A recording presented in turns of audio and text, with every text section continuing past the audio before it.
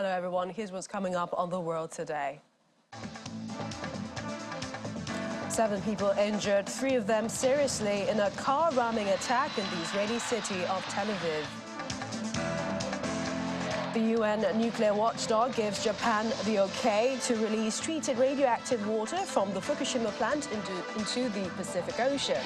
Plus, Senegal's President Macky Sall withdraws his ambition to run a 3rd term in the country's presidential pause. Warm welcome to the program. I'm Millicent Walker in Lagos. 7 people have been injured, 3 of them seriously, after a car rammed and stabbed attack in Tel Aviv in Israel. Police say they neutralized the attacker, and they're referring to the incident as a terrorist attack. One spokesperson says an individual drove the car into civilians in a populated area, managing to injure 7 of them. He got out of his vehicle and began trying to stab those around him. The attack comes a day after the Israeli military carried out an operation in the West Bank town. 6 people were injured in the car ramming and stabbing attack in Tel Aviv by an assailant believed to be a Palestinian from the occupied West Bank. The suspect was neutralized by a civilian first responder. A medic who examined him at the scene told Israeli media he had been shot dead. Hamas spokesperson Hazem Qasim has praised the car ramming attack, describing it as a heroic operation. Hamas claims Palestinians who carried out the Tel Aviv attack as its member, saying he retaliated for Israeli raid on Jenin. Israel has been on alert for Palestinian attacks a day after launching a major military operation in the occupied West Bank city of Jenin. The continuation of the biggest Israeli army operation in 20 years forced residents of Jenin refugee camp to flee Monday night. According to the Palestinian Red Crescent, around 500 families fled their homes, carrying crying children as Israeli forces hit the city with drone strikes, killing at least 9 Palestinians and involving hundreds of troops in sporadic gun battles that continued into the evening. The Israeli military says its forces struck a building that served as a command center for fighters from the Jenin brigades, with what it called precise drone strikes using small payloads. It described the operation as an extensive counter-terrorism effort aimed at destroying infrastructure and disrupting militants from using the refugee camp as a base. As the operation proceeded, Israeli armored bulldozers plowed up roads in the camp to dig up concealed, improvised explosive devices, cutting water and electricity supplies, according to the Jenin municipality. On Tuesday, clouds of smoke rose over the city as the Israelis' military operation continued. Israel is close to completing its Jenin operation, according to a senior aide to Prime Minister Benjamin Netanyahu. The raid involved hundreds of commandos backed by drones, prompting the international-backed Palestinian administration to suspend its contacts with Israel and stirring U.S. and UN concerns for humanitarian conditions. A UN spokesperson voiced alarm at the scale of the ongoing operation. We are alarmed at the scale of air and ground operations that are taking place in Jenin and continuing today in the West Bank, and especially on airstrikes hitting a densely populated refugee camp. This is the 2nd operation in Jenin involving airstrike within 2 weeks. Assessments are ongoing, and as I said, operations are continuing, but as of this morning, the Palestinian Ministry of Health confirmed the deaths of 10 Palestinians, including 3 children. For more than a year, army raids in cities such as Jenin have become routine, while there have been a series of deadly attacks by Palestinians against Israelis and rampages by Jewish settler mobs against Palestinian villages. VOA's Linda Gradstein is in Jerusalem and she joins us now. Hi Linda, it's good to see you. Here we are again, and this time we're hearing a car ramming and stabbing attack in Tel Aviv. What more do we know? Well, these kinds of lone wolf attacks is something that's been going on for a long time, and they're almost impossible to stop. A Palestinian assailant driving a truck rammed into a group of civilians and then injuring about several seriously. He then jumped out the window of the truck, and there's actually video of this happening, and started stabbing people at this cafe, which was sort of right on the street. There are a lot of cafes that are just right on the main streets. And a civilian who was carrying a gun. In Israel, quite a few civilians do have, licenses to carry guns, and shot him dead. And Israeli officials say that if that hadn't happened, the toll of the attack could have been much, much worse. So essentially, is this some sort of pushback from the Palestinian community? Do they support these kinds of attacks? Well, I think that it's, there's a mix. The Islamist Hamas movement, as you said in the report beforehand, praised the attack. It's not clear from what I've heard that he actually is a member of Hamas. It's not clear whether or not he was actually had a permit to work in Israel. All Palestinians from the West Bank need permits to actually come into Israel. There's some talk that he might have had a permit. He might have been in Israel as a worker. There's other reports where that he was here illegally.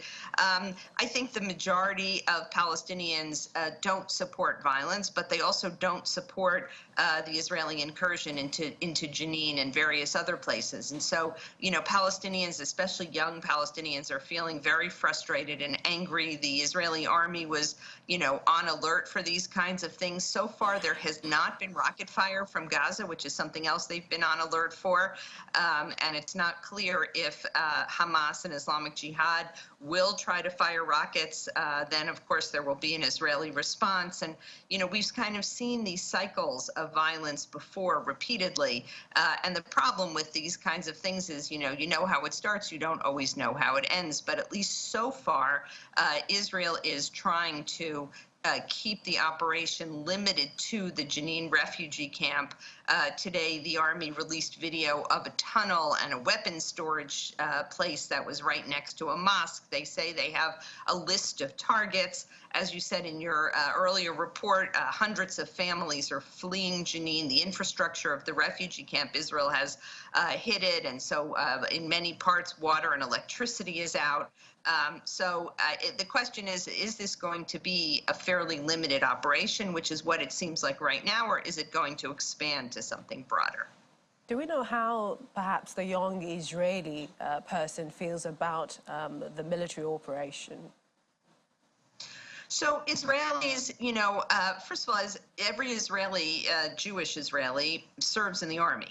So I think there's a kind of widespread backing for these kinds of things. There's kind of a sense that, this could, the soldiers are people's children, and that there's a sense that the Israeli government is not sort of embarking on these kinds of operations without intelligence, that a lot of the attacks on Israelis were coming out of the Jenin refugee camp. The Palestinian Authority, which is supposed to be in charge in the West Bank, has really not been able to take charge of Jenin, the northern West Bank, which is where these attacks are coming from. And I think most Israelis say we should be able to sit at a cafe safely and have a cup of coffee without worrying that some terrorist is going to ram his car into a bunch of civilians and then just start stabbing them. So I think it seems, at least so far, that there is quite a bit of backing for this.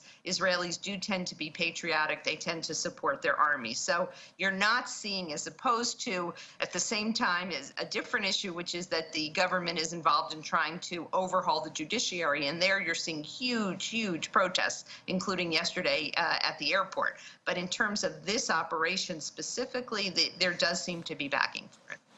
We also hear Prime Minister Benjamin Netanyahu says that this would continue until it is complete.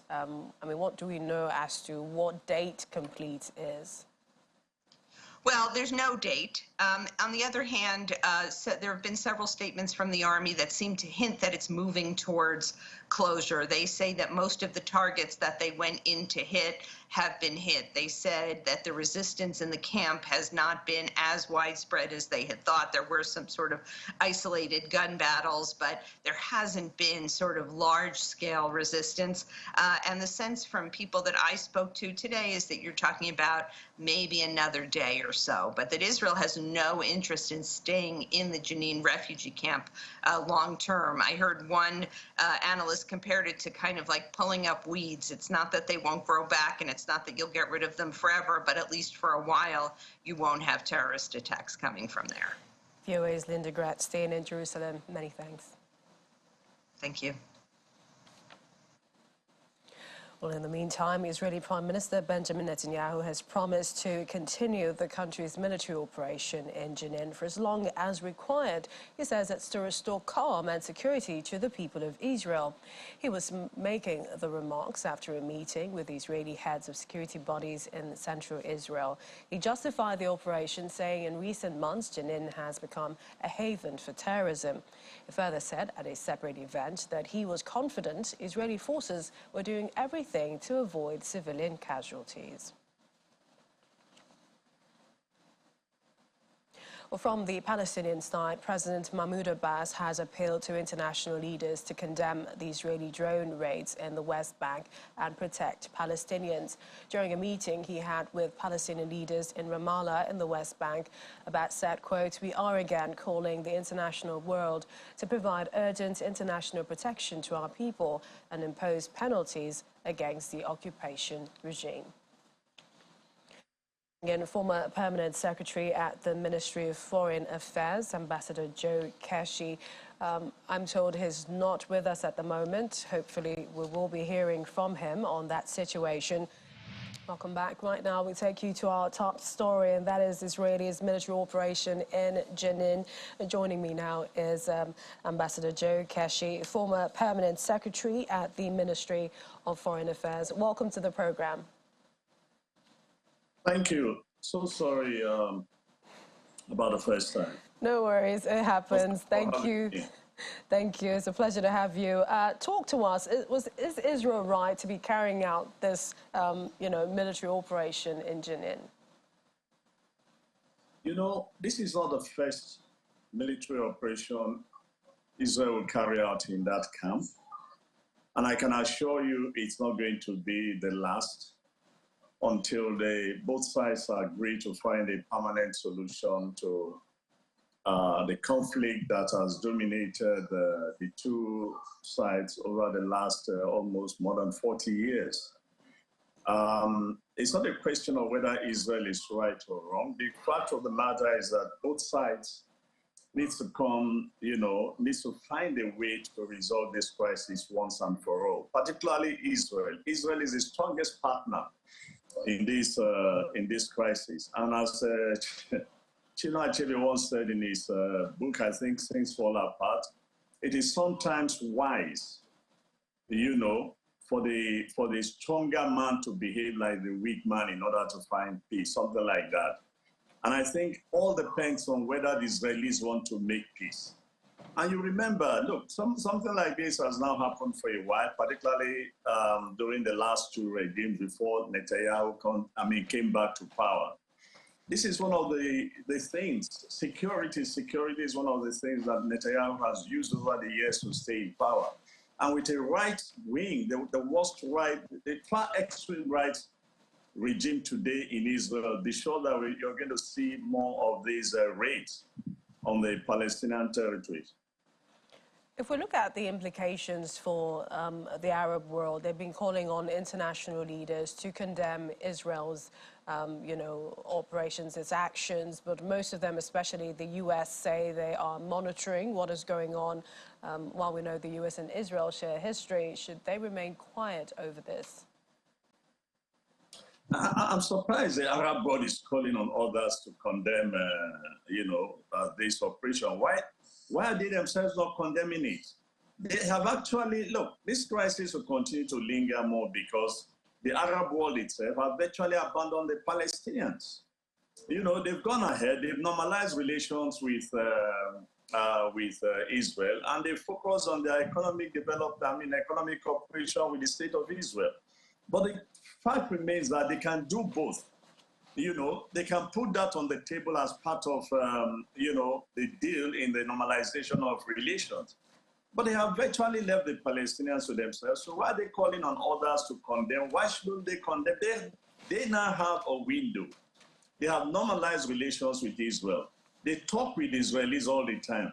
They have economic cooperation with Israel all the time. So they should create a platform through which they can begin to talk about the Palestinian cause to the Israelis. Maybe that would help instead of requesting others to, you know. As for the Americans, this has been classic of what the Americans have done in the past. They are monitoring a situation that if you find out or just wait between now and the next few days, you'll probably get to know that the Americans were informed before this operation took place, and because of the cooperation between the two sides. So they probably have, you know, an inside knowledge that this was going to happen. They cautioned that they should look, they should be careful about what they do. And this thing has been happening for years. And this is not the first time, this is not the last time it will occur. But what you are saying now is that the Americans probably had a wind that it will happen because Israelis probably gave them, you know, an advanced knowledge. But for me, it is time the Palestinians have suffered a lot. You need to visit their camps. You need to visit all these areas to see what they are going through. It's time to end this crisis once and for all. And the international community should all stand up and begin to find a way to convince Israel, you know, to come back to the negotiating table and to negotiate seriously. Ambassador, we're hearing that, you know, a number of them are already leaving the campsite. What can they do in the meantime, the Palestinians? Nothing but find safety to start with those in the camp. Find safety.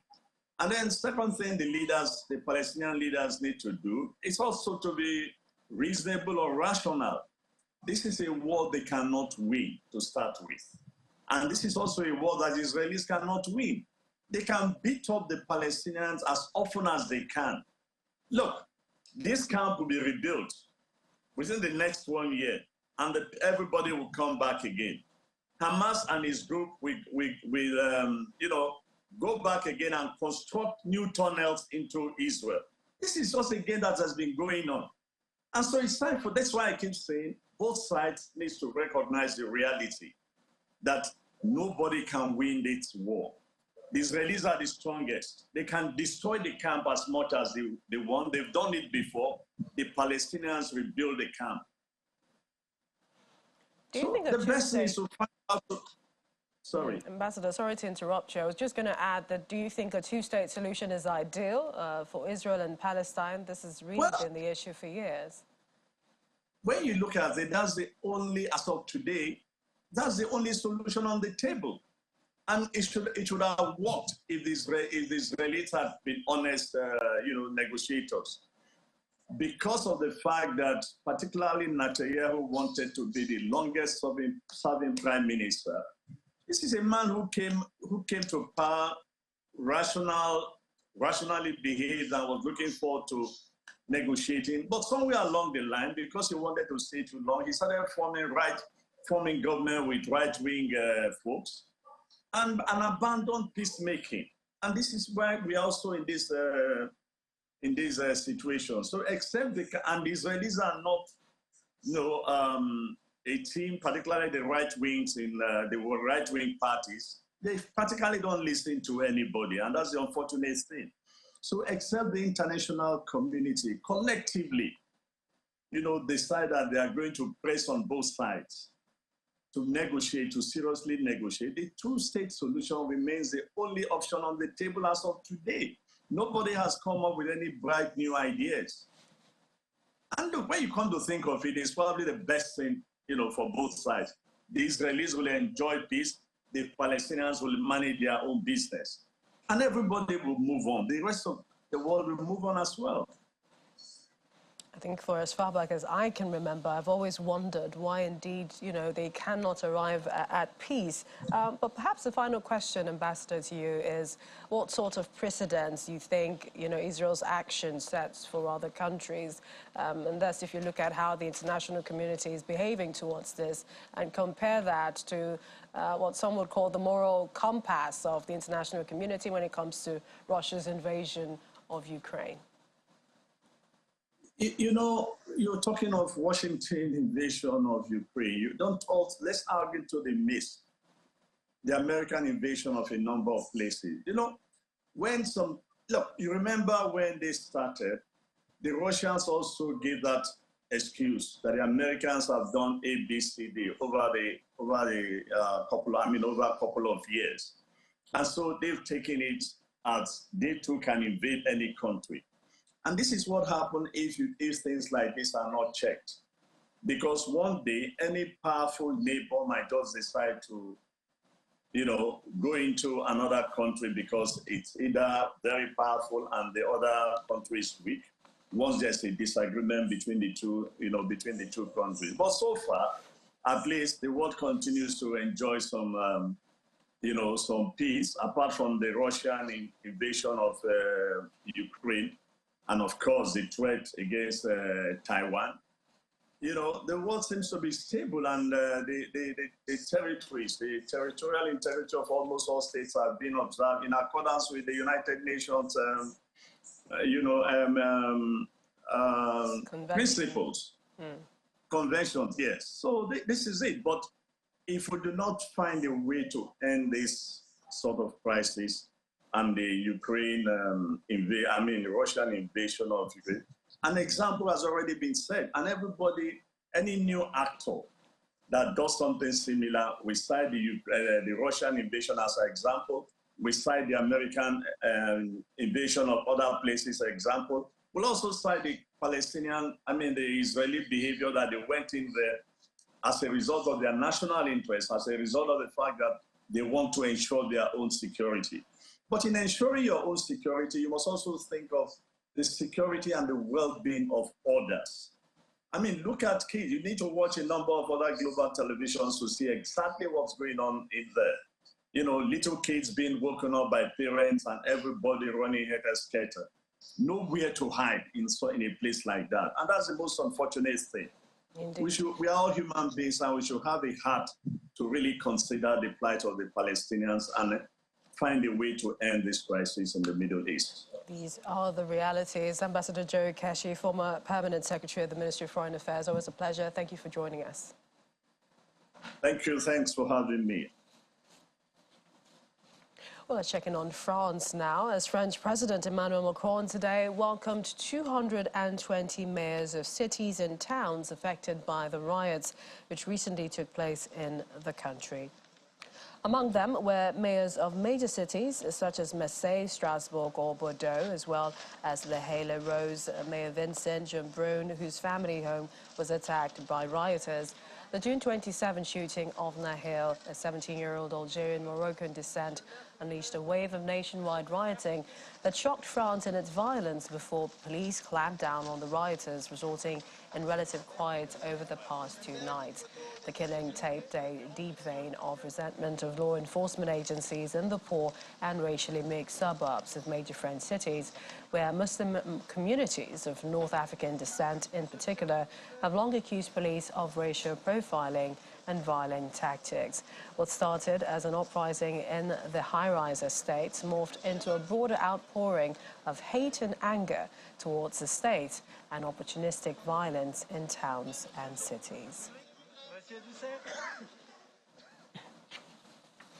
Well, Japan today won approval from the UN's nuclear watchdog for its plan to release treated radioactive water from the tsunami-wrecked Fukushima plant into the ocean, despite fierce resistance from Beijing and some local opposition. Following a 2-year review, the International Atomic Energy Agency, IAEA, said Japan's plans were consistent with international safety standards and that they would have a negligible radiological impact on people and the environment. Japan has not specified a date to start the water release, which will take between 30 and 40 years to complete, pending approval from the National Nuclear Regulatory Body for Tokyo Electric Power. The nuclear regulator's final word could come as early as this week. The plan, as it has been proposed and devised, is in conformity with the agreed international standards, and its application, if the government decides to proceed with it, would have negligible impact on the environment, meaning the water, fish and sediment. The IAEA will have a continued presence at the site, will continue the review if the plan moves forward, because, as you know, this is a decision by the government. It's not the IAEA decision, it's a decision by the government of Japan. If the government decides to proceed with it, the IAEA will be permanently here, reviewing, monitoring, assessing this activity for decades to come. And the water dispersion is one that is currently in use in many countries, including China, in Korea, in the United States, in France, in many countries that have releases of water that contains certain radionuclides. On the other hand, China's ambassador to Japan, Wu Zhenggao, has called on Tokyo to suspend the release of contaminated water from the tsunami-wrecked Fukushima plant into the ocean, shortly before a verdict on the move is expected from the IAEA, and that's according to state broadcaster CCTV. Later Tuesday, after a 2-year review, the UN's nuclear watchdog granted Japan approval to release the treated radioactive water despite the fierce resistance from China and some local residents. Japan's government maintains the process is safe, as it has treated the water enough to fill 500 Olympic-sized swimming pools used to cool fuel rods of the Fukushima plant. Excuse me, and that's after it was damaged by the earthquake resulting tsunami. Speaking of China, vehicles have been rendered underwater, and that's in the district of Chongqing after rain deluged the southwestern Chinese municipality for several days and fueled concerns that more rain-induced disasters will hit the country.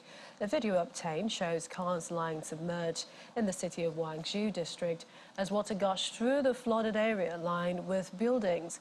People holding umbrellas stood in a bridge overlooking the landscape rendered brown with flood water. Guangzhou authorities issued a red rainstorm warning signal and statements informing several rivers rising and overflowing, with some roads disrupted by landslides or flooding caused by heavy rains. No casualties have been reported yet.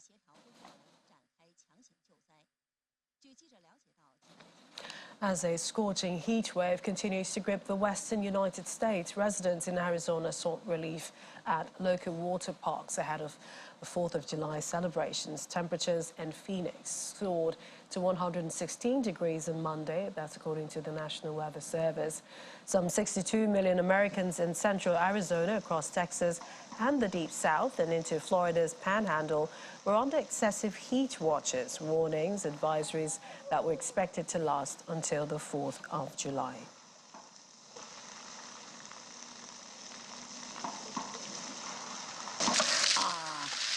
Myself, now that I have AC, I hardly ever come out when it's the high temperatures. But when I do, I want to be where water is, because you get wet, you stay cool. If you get wet right now and you're hot, you won't feel the heat. And that's basically what you do. You either stay in AC or you come out and get wet and play in the water. It is hot and it's very draining. It's very, very draining. Everything, like normal, regular things that you do are draining. Like taking the cooler out of the car, or, you know, we brought 12 children here today, and getting them in and out and changed. It's sticky because, like, you know, the humidity of the water park, but it is like oven when you walk out. And so it makes you, it's almost like more draining than just a normal park visit in the wintertime.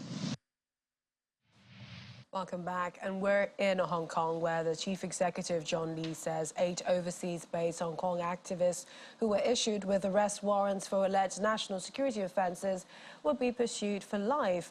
Well, Hong Kong police issued arrest warrants for the activists on Monday, accusing them of offences including foreign collusion and incitement to secession, offered rewards of 1 million Hong Kong, and that's about $127,656 for information leading to each possible arrest. The accused are activists Nathan Law, Anna Kwok, Fin Lau, former lawmakers, and also legal scholar.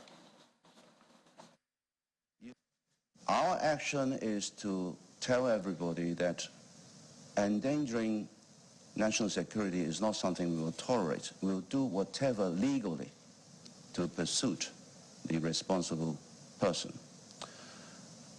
How overseas politicians or officials say will not in any way change our strong belief in the need to uphold our protection of national security. Well, one of the 8 exiled Hong Kong dissidents targeted by police said the bounty placed on his head was a badge of honour. Fin Law, along with 7 others, were singled out by the Hong Kong police with the arrest warrants Monday. The police also offered those rewards, with information leading to each of the possible arrests. The activists we understand, are based in several countries, including the US, Britain, and Australia. Expected that they would manage to do whatever ways there are to silence us. The first campaign that we have been waging, which I think perhaps would be the reason I'm also on the list as well, is the Bar Johnny campaign, which is essentially the campaign to ask the U.S. government and President Biden to not let John Lee enter the United States, because first, he is a sanctioned individual, and second, he's a human rights abuser who can pose a lot of harm and damage to people who are in the U.S., for example, myself, because he's the person who has put that bounty on my head. I believe what I'm doing is right, and I believe the values we're fighting for is right, and that's why I'm never going to stop, and I'm never going to back down, even though there's a bounty on my head.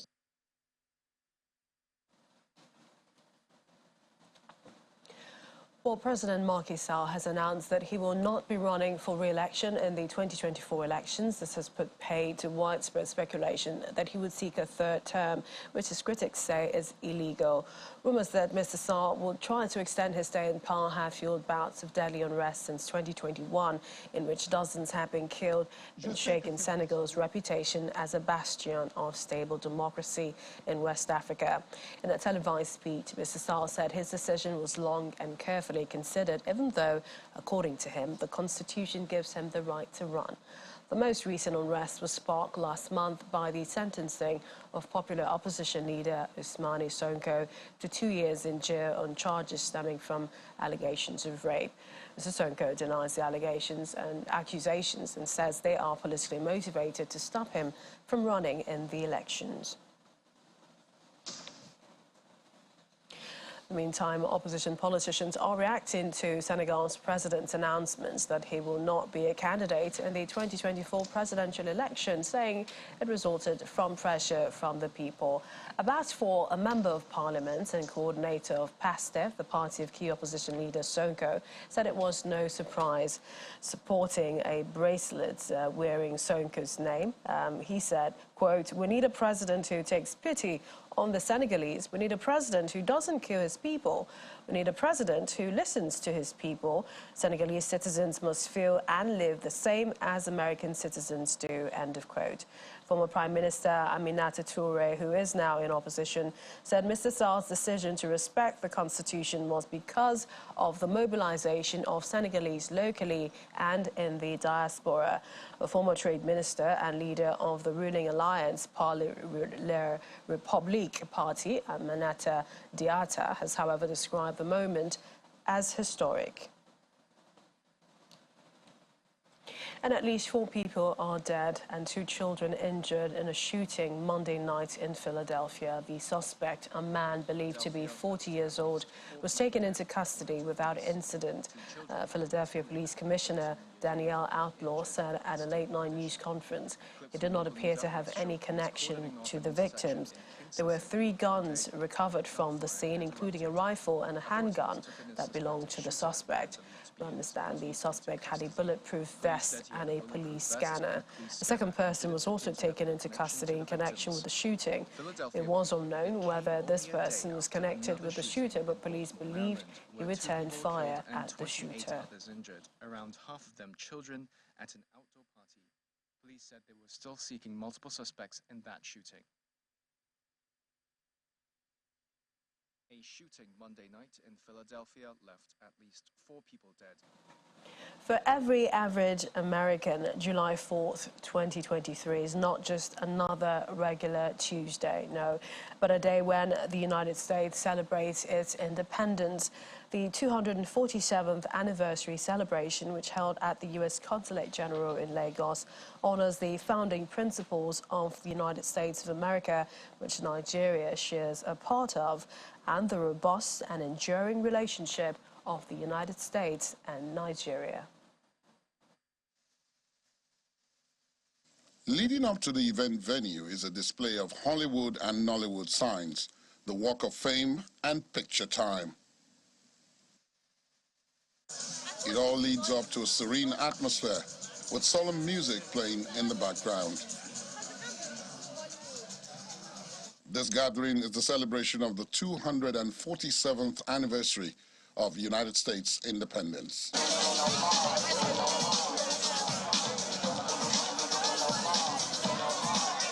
The U.S. Consulate General in Ikoyi, Lagos, set out the red carpet for the occasion, and the event begins formally with the anthems of both Nigeria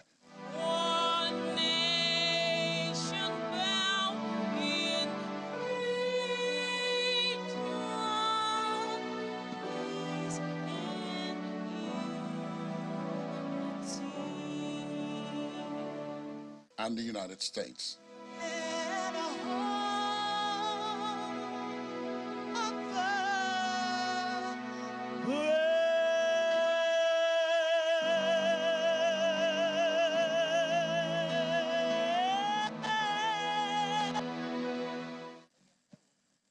Addressing the gathering of cocktail-carrying individuals, the charge d'affaires of the U.S. Embassy in Abuja, Mr. David Green speaks on the partnership between the United States and Nigeria.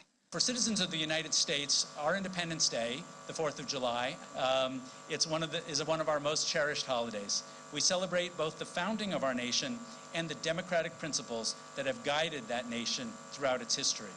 So I'm delighted to be spending this Independence Day here in Nigeria. As large, diverse democracies, the United States of America and the Federal Republic of Nigeria share many principles in the content of our constitutions, in the form of our institutions, in the relationship between citizens and their governments, and in our daily lives. Our struggles for independence, both the United States and Nigeria, shared a common vision of nations governed by their citizens for the benefit of those citizens. That common principle binds our countries and our democratic practices despite the continents and years that separated our independence struggles. But beyond the history and the broad principles, I want to speak to our shared commitment to the practical work of any democracy, helping citizens live prosperous, secure, and healthy lives.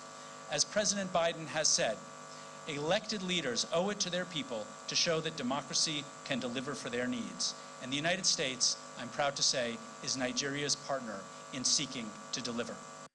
Representing the Lagos State Governor, the Secretary to the State Government, gives a remark on his behalf. The United States and Nigeria share a long history of friendship marked by several milestones of cooperation in trade, education, health, and security. We are proud to be partners in progress, working hand in hand to improve the lives of our citizens and contribute to a more prosperous and peaceful world.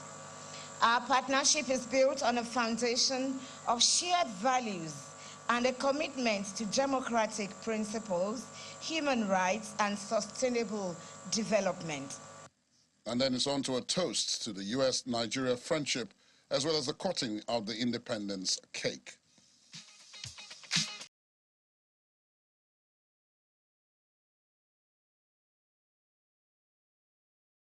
On the sidelines of the celebrations, global health advocate and former First Lady of Kwara State, Mrs. Toyin Saraki, reiterates the bilateral relationship between both countries.